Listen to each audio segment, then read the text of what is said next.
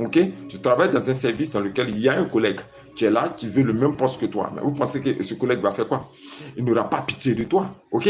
Il va faire tout ce qu'il y a. Physique d'abord, en mélangeant les papiers, en te créant des problèmes. Quand il ne réussit pas à faire ça, qu'est-ce qu'il va faire? Il va voir maintenant le royaume du mal. Et quand je parle du royaume du mal, il peut faire un voyage, aller voir un occultiste, un magicien, un sataniste, un marabout.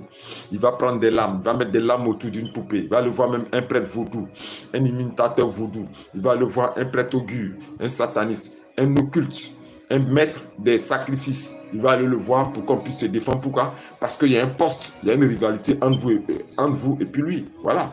Il n'y a pas de pitié ici sur cette terre. Nous sommes dans un monde physique où nous sommes en contact, mais le monde spirituel n'a pas pitié.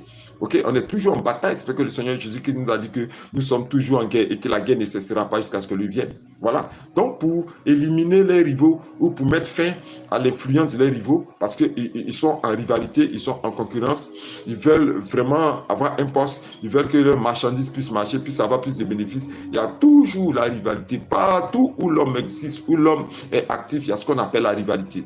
Donc, ils utilisent ces moyens spirituels-là pour pouvoir neutraliser l'adversaire, selon eux, l'adversaire, l'ennemi. Et souvent même, ce ne sont même pas les mêmes activités. Hein.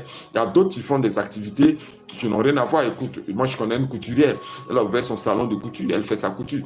L'autre dame qui est de l'autre côté, elle vend des produits cosmétiques, mais ce ne sont pas les mêmes activités. Mais comment se fait-il que la femme qui vend les produits cosmétiques vient de nuit enterrer quelque chose, au que tu peux rendre l'autre malade? Elle vient enterrer devant la porte du salon de couture pour que l'autre tombe malade. Mais ce ne sont pas les mêmes activités. Mais ce que vous ne savez pas, c'est que l'argent a des directions dans le monde spirituel. Soit ça va de l'autre côté ou ça va chez l'autre. Ok? C'est pas parce que vous ne faites pas les mêmes activités que vous n'êtes pas niveau. Ça, il faut enlever ça dans la tête. Ok? Vous partez au marché, toi tu peux faire une activité qui n'a rien à voir avec l'autre. L'autre peut être vendeuse de pain, vendeuse d'accessoires, ainsi de suite. Et toi tu peux être aussi commerçante, peut-être vendeuse même de légumes.